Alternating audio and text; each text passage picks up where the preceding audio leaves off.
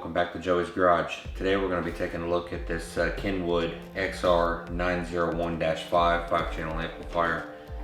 I chose this one because the head unit in my Corvette build is a Kenwood Exelon DMX 9707S, and I bought two 10-inch Kenwood Exelon subwoofers, and I wanted something that was going to match the power of those subs. They're 300 watts RMS at 2 ohms.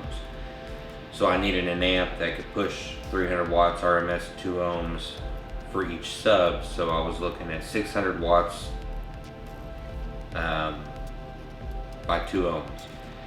But I'm also going to be replacing my door speakers and my rear speakers with 6.5 inch Kenwood Exelon speakers and 5.25 inch Kenwood Exelon speakers in the back. They're exact matching set, looks and performance wise as my subwoofers. So it was a pretty tall order. I needed an amp that could power all 4 door speakers and 600 watts for my two 10-inch Kenwood subs. And this is the amp that fit the bill. So the amp is already out of the box. I've already installed it. I decided to save you guys the trouble of watching me do another wire up. So I went ahead and put it in the car so I can just tell you what I got, and then I can show you what it looks like in the car and then give you a little demo. So this amp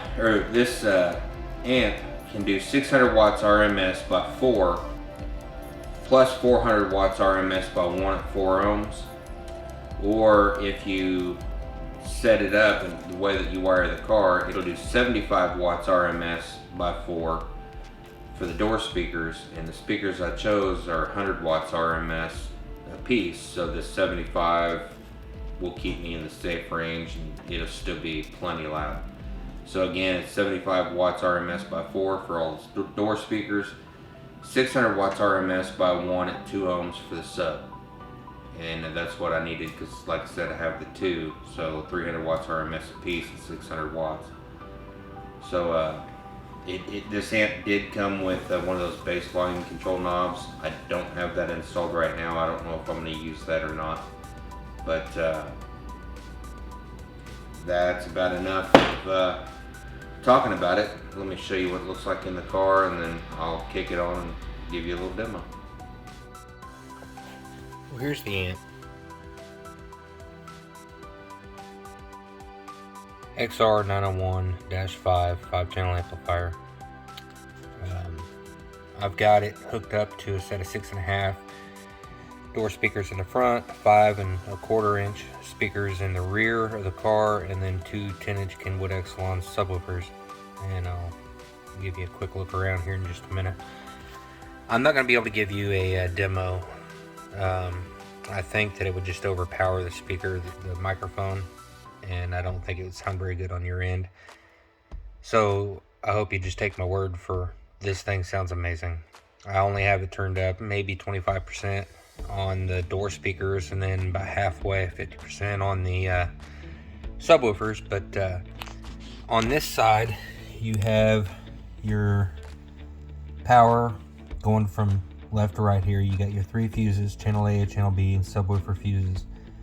You've got your power wire, your remote, your ground, and then you've got your speaker inputs for each of your doors, 4 of them, and then 1 channel on the very end that's bridged for my subwoofers.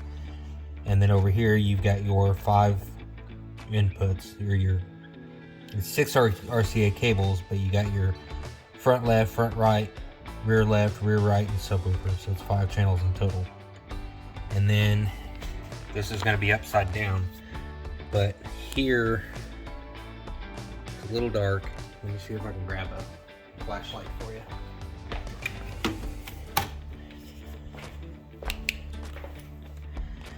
Here's where all your gains are. If I can get, come on, focus. So you've got your subwoofer, your channel A, your channel B. The 4th little spot there, that's where my bass volume controller would plug in, but I don't have it in right now. I don't know if I'm gonna use it or not. Then you got your subwoofer gains, and then you've got a fan right there on the top.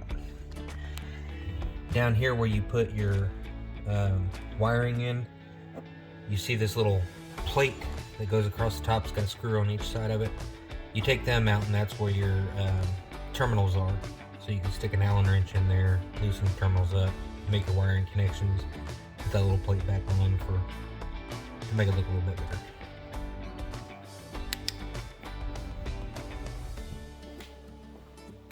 And then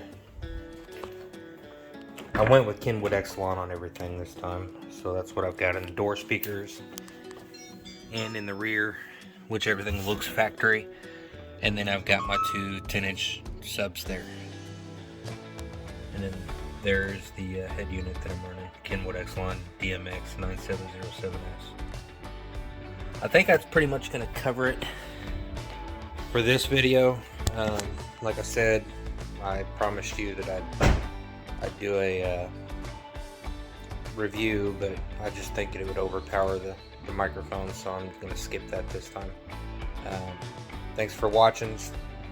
My next video is going to be the review of this, not necessarily the review, but the installation of the speakers, the overview of what I'm putting in.